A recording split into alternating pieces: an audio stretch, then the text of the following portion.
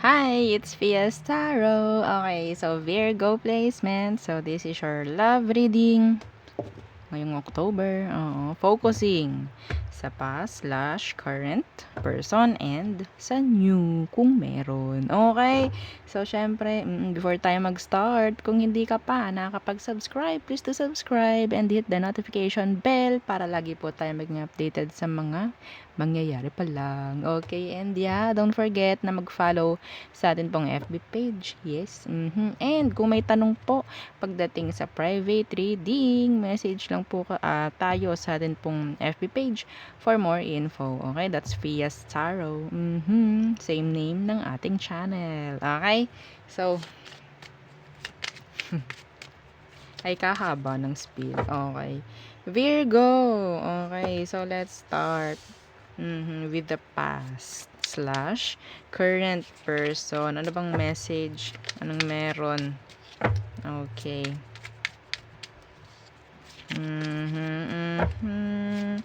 Virgo, past slash current person.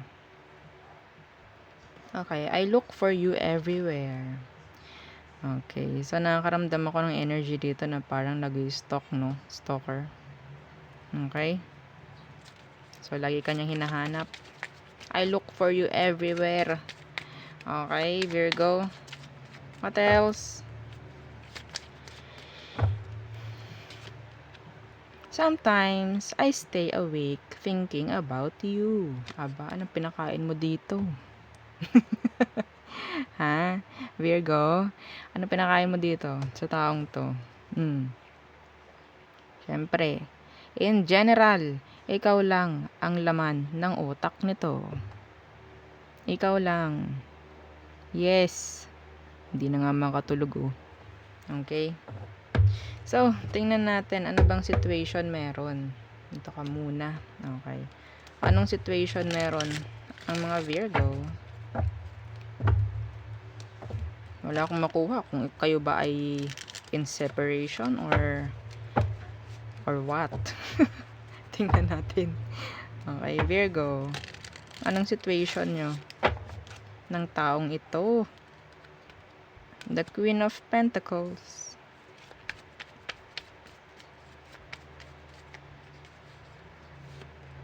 The Six of Wands.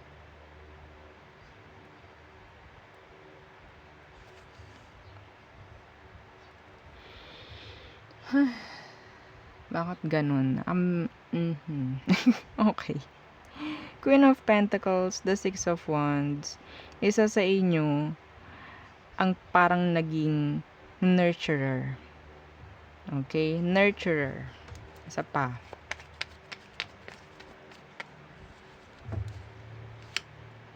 Yeah, the Ten of Wands. Ooh.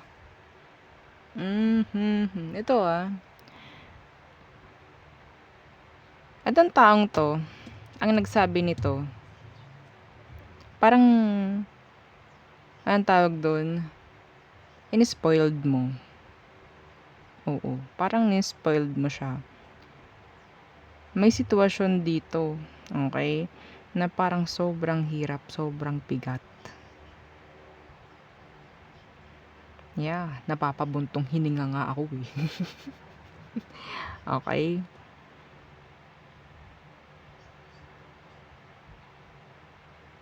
Hindi ko makuha kung may separation dito or what.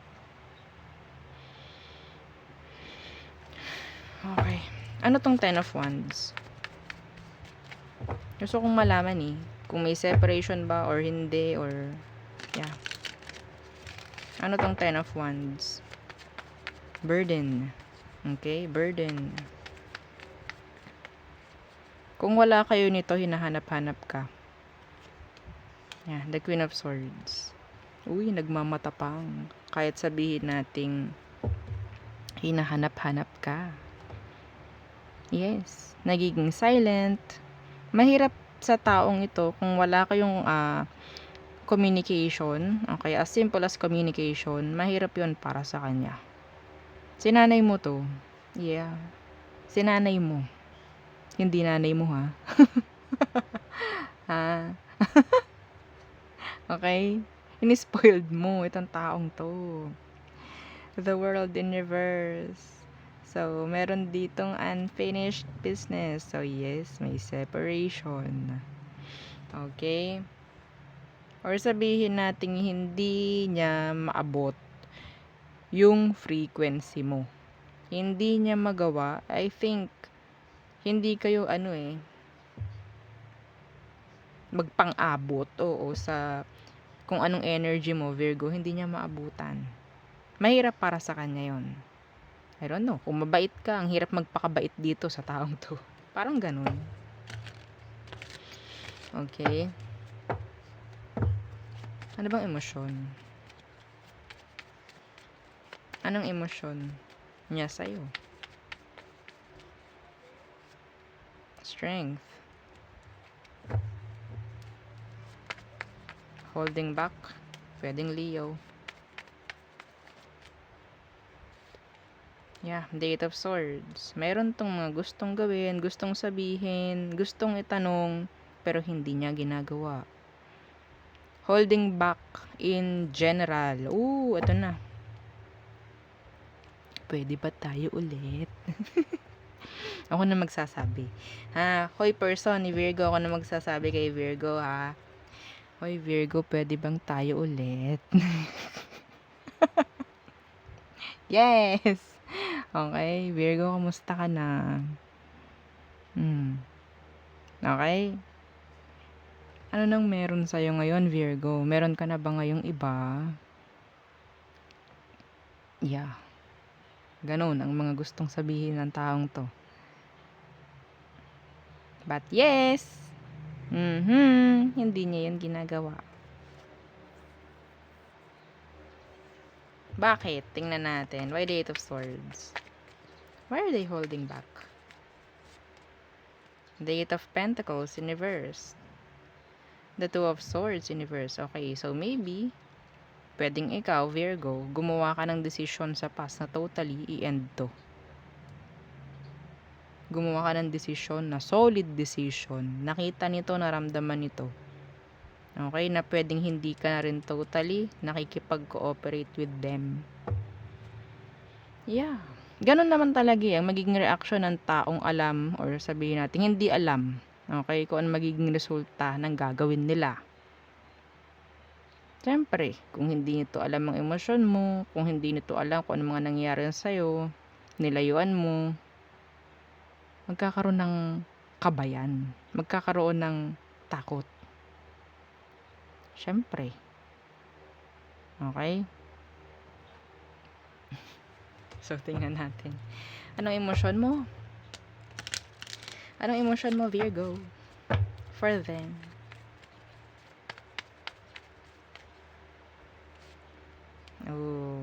You're too detached and cold. Silence. Ang ibinibigay mo dito. Silent treatment. Okay. No emotions involved, I guess. Walang pinabakat ng emosyon siguro. Iba sa inyo. Yan, the Nine of Cups. Ay, ang ganda. Kaya pala.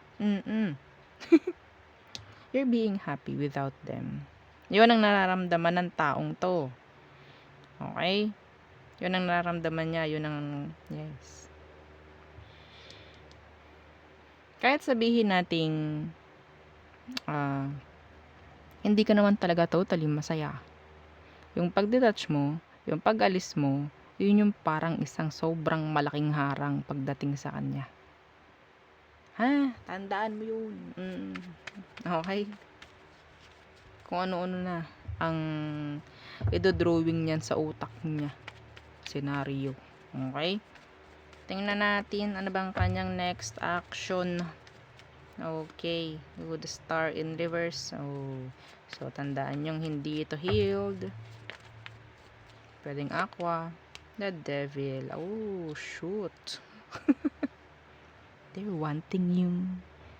Okay? Obsessingly. Talaga namang ikaw lamang.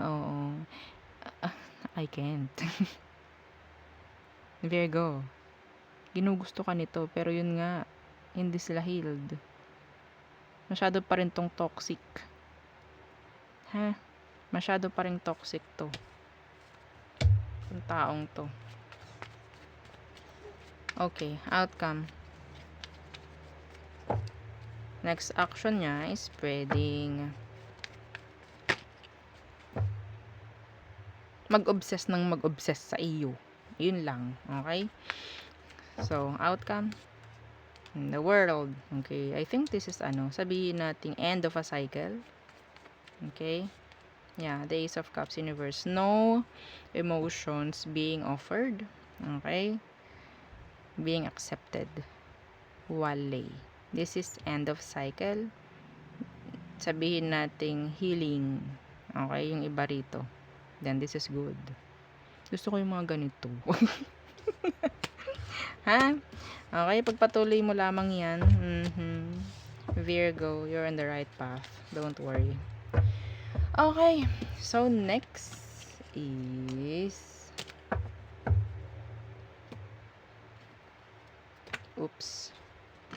the new person. Okay, are you interested? Interesado ka ba, Virgo, sa new person? Tingnan natin kung ano bang meron, no? Iba sa inyo, kung meron kayong mga ginugusto, yan, tingnan natin kung anong meron sa kanila. Okay? So, new person ng mga Virgos. Anong meron sa kanila? Yung mga parating pa lang. Okay. May nag-flip. Money. Okay, so I think itong taong ginugusto mo ngayon may pera. They're not broke. Yes, hindi sila kawawa pagdating sa kaperahan. Yes, no? Okay. Ano pa? What else? Pagdating sa person na to. So may pera itong taong ito. Stable, I guess, for some of them. Okay. Twin flame. Gift. Some of them, there's something. Okay? Parang kung makikita nyo to, no, parang magic. Parang magic. Parang something. There's like, gifted. Mga ganyan. Twin flame, this is like a strong connection. Okay, coming, I guess. Yung parang, bakit ganon? Parang alam mo yung sasabihin ko, alam mo yung sasabihin. Parang yan, ganyan. Okay? So, saan ka ba pwede ilagay? Ito. Okay. So, money and twin flame. A strong connection coming for you. So, siguro, kung meron kang nagugustuhan ngayon, ganyan. Okay, ganyan siya.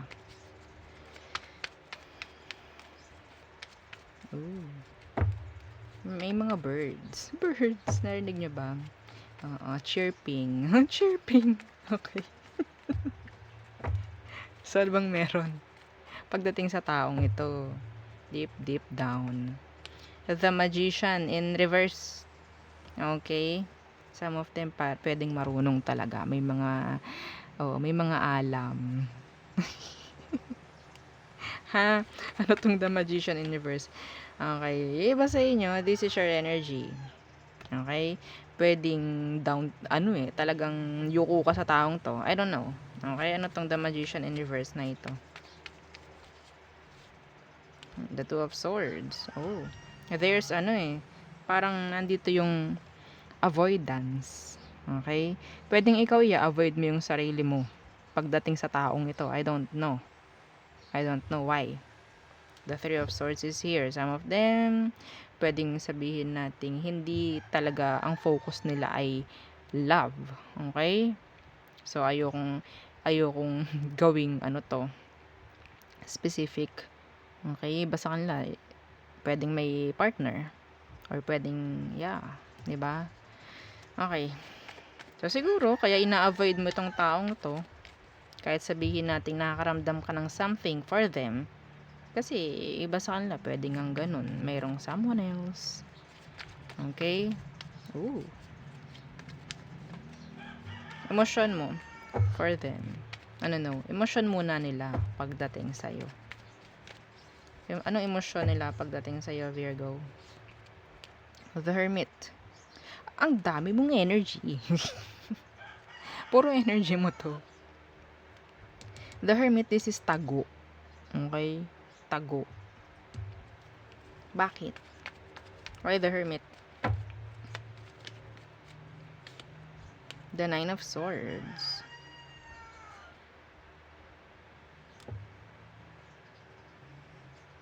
Malalim itong taong to. Virgo, malalim na tao to. No? Like, marami siyang iniisip. Okay? Ayaw niya nung parang magfo-focus lang siya sa'yo. Okay? Emosyon niya pagdating sa'yo, I think, pwedeng ikaw. Okay? Ikaw ang parang may takot pagdating sa kanya. Ramdam niya yun. I don't know. I don't know. I don't know. Okay, tingnan natin. Ano bang emosyon mo for them, Virgo? Alam mo, nararamdaman ka ng taong ito. Ramdam ka ng taong ito, like if you're scared, pagdating sa kanila, overthinking, yeah, alam nila. Okay? Ano ito? Anong iyong emosyon for them? Strength. Holding back. Okay. Pwedeng may Leo. The Eight of Pentacles. Okay. So, maybe, you're holding back dahil alam mo na hindi mag-workout. If ever. Okay? Some of you, I think, compare mo yung sarili mo sa kanya. Siya may money, pwedeng ikaw hindi naman gaano. Okay? Oo, pwedeng siya may 10, ikaw meron lang 5. Ha? Okay? So, tingnan natin. Next action niya pagdating sa'yo. Six of Swords. So, may pagdistansya. Okay? Why? The Two of Cups. Some of you, pwedeng may kakonek nga itong taong to. Ha? May kakonek. Okay? Didistansya siya dahil meron siyang kakonek. This is specific. Yeah, this is specific. Outcome. Ang hirap nito. Ito ha, twin flame. Okay, twin flame. Pwedeng nagkaroon na kayo ng past connection ng taong to. Okay? So, I think, this time, pag magkikita ulit kayo, or pag nagkita na, nag-connect na ulit kayo, I think, hindi na naman ito yung right timing para sa inyong dalawa. Kasi, yeah, someone is already, I guess, in a connection. Okay? So, tingnan natin,